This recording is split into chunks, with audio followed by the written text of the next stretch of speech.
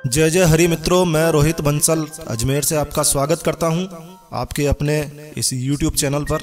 आज इस वीडियो में हम आपको हनुमान जी से जुड़ा एक बेहद रोचक प्रसंग शेयर करने जा रहे हैं। आशा है ये प्रसंग आपको काफ़ी अच्छा लगेगा और इसलिए आपसे अनुरोध है इस वीडियो को पूरा देखिएगा।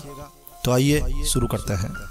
जैसा कि आप सभी लोग जानते हैं कि हनुमान जी माता सीता की खोज के लिए, माता सीता का पता लगाने के लिए समुद्र लांघ कर लंका गए थे। और जब हनुमान जी ने समुद्र लांघना शुरू किया तो समुद्र से और लंका के बीच में उन्हें 3 जगह पर बाधाएं आई, अवरोध आया।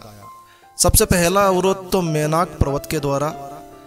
वो वास्तव में बाधा नहीं थी, अवरोध नहीं था। मेनाक पर्वत चाहते थे कि वो श्री राम जी के कार्य के लिए जा रहे हैं तो थोड़ी देर विश्राम कर ले, मगर हनुमान जी ने कहा मुझे अभी विश्राम की आवश्यकता नहीं है, राम काज मेरे लिए पहले महत्वपूर्ण है। और ऐसा कहकर उन्होंने मेनाक पर्वत से विदा ली। थोड़ा आगे गए तो सुरसा अपना मुंह खोले खड़ी थी। सुरसा से भी उन्होंने जैसे तैसे पार पा लिया। और फिर तीसरा अवरोध सिंगिका राक्षसी, तीसरा अवरोध सिंगिका राक्षसी थी जो कि छाया को पकड़कर पक्षियों को, प्राणियों को पकड़कर खा जाया करती थी। हनुमान जी ने उससे भी पीछा छुड़ाया और फिर हनुमान जी पहुंच गए लंका, क्योंकि उन्हें राम जी का काम करना बेहद जरूरी था। हनुमान चालीसा में भी इसका वर्णन है, राम काज करबे को आतुर। तो हनुमान जी राम जी के काम को करना चाहते थे तो पहुंच गए लंका। अब उन्होंने सीता जी का पता तो लगा लिया। अशोक वाटिका में बहुत सारे फल खाए, पेड़ पौधे उखाड़ कर फेंक दिए और इस वजह से उन्हें रावण के सामने ले जाया गया। रावण के सामने जब ले जाया गया तो उन्हें दंड के तौर पर उनकी पूंछ में आग लगाने का आदेश दिया गया। ये सारी जानकारी आप सभी लोगों को है, लेकिन इसके आगे की जानकारी शायद आपको मालूम ना हो। तो रावण ने हनुमान जी की पूंछ जलाने का आदेश दे दिया। हनुमान जी की पूंछ जला दी गई। जैसे ही हनुमान जी की पूंछ में आग लगाई गई, हनुमान जी उड़ चले और उड़कर उन्होंने लंका में ही आग लगा दी। लंका धू धू करके जलने लगी। अब हनुमान जी ने देखा कि भाई लंका तो जलने लगी है, तो हनुमान जी अपनी पूंछ को बुझाने के लिए समुद्र की ओर चले गए। और फिर जब वो समुद्र की ओर गए तो उनका कंठ सूख गया, क्योंकि काफ़ी देर वो उस अग्नि वाली जगह पर रहे थे। तो उनका कंठ सूखने लगा तो उन्हें जोरदार प्यास लगने लगी। तो हनुमान जी ने कहा चलो भाई, अब समुद्र का पानी तो पिया नहीं जा सकता है, तो कहीं देखते हैं। तो उन्होंने देखा कि समुद्र में एक पर्वत दिखाई दे रहा है। तो हनुमान जी उस पर्वत की तरफ गए। वहां गए तो उन्होंने देखा कि एक ऋषि तपस्या कर रहे थे। हनुमान जी ने कहा क्यों ना इन ऋषिवर से ही पूछ लिया जाए, यहाँ अगर आसपास कोई पीने की कोई जगह हो जहाँ प्यास बुझाई जा सके। तो हनुमान जी उतर कर उन्होंने देखा ऋषि तपस्या में लीन थे। हनुमान जी ने ऋषि को प्रणाम किया कि महाराज बहुत जोरदार प्यास लगी है। लेकिन इस दौरान हनुमान जी को थोड़ा सा गर्व और अभिमान भी आ गया। उन्होंने ऋषि से कहा कि हे ऋषिवर, मैं दशरथ नंदन प्रभु श्री राम जी के कार्य करके आ रहा हूँ, माता सीता का पता लगा के आ रहा हूँ। प्यास से मेरा कंठ सूखा जा रहा है, अतः कोई ऐसा जलाशय हो आसपास जहाँ मैं अपनी प्यास को बुझा सकूं तो आप बता दें तो आपकी बड़ी मेहरबानी होगी। तब ऋषि ने अपनी तर्जनी अंगुली से इशारा करके उन्हें जलाशय का रास्ता बता दिया। हनुमान जी ऋषि के बताए अनुसार रास्ते पर चल दिए।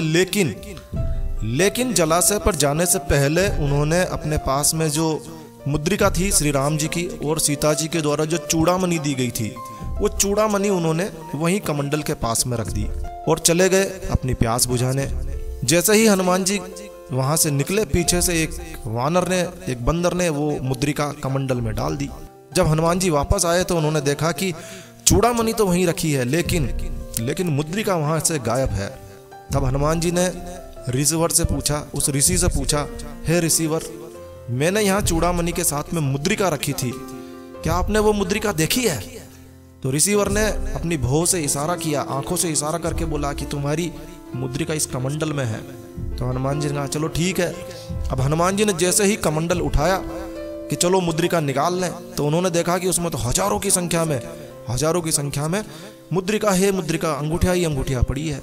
अब हनुमान जी इतनी सारी अंगूठियों को देखकर आश्चर्यचकित रह गए, विस्मित रह गए। उनके आश्चर्य का कोई ठिकाना नहीं रहा।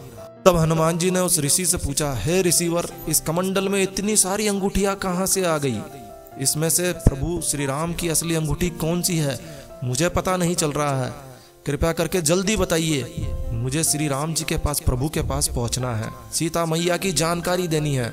तब उस ऋषि ने कहा कि जब जब रावण के द्वारा सीता का अपहरण किया गया, तब तब हनुमान पता लगाने के लिए यहाँ आया था, और हर बार यहीं आकर मेरे कमंडल में अंगूठी छोड़ कर गया, और इसी कारण से इसमें हजारों की संख्या में अंगूठी है।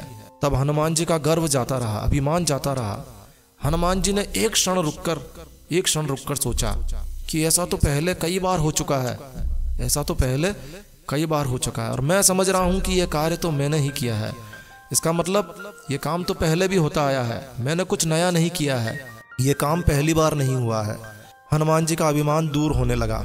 हनुमान जी ने ऋषि से पूछा, ऐसा कैसे हो सकता है? तो ऋषि ने कहा कि ये सब काल चक्र है, ये सब काल की माया है। पहले त्रेता युग, फिर सतयुग, और उसके बाद द्वापर, और फिर कलयुग, और उसके बाद फिर वही चक्र, फिर वही चक्र, फिर वही चक्र। इस तरह से ये चक्र चलता ही रहता है।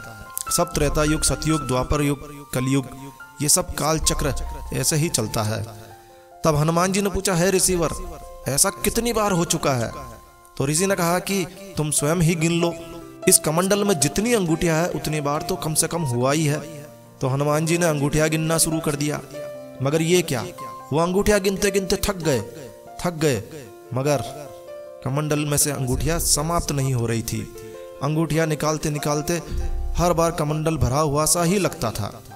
तब हनुमान जी मुद्रिका को वहीं छोड़कर आगे अपने वानन मित्रों से जाकर मिले, और उनके साथ शीघ्रता से राम जी के पास पहुंचे।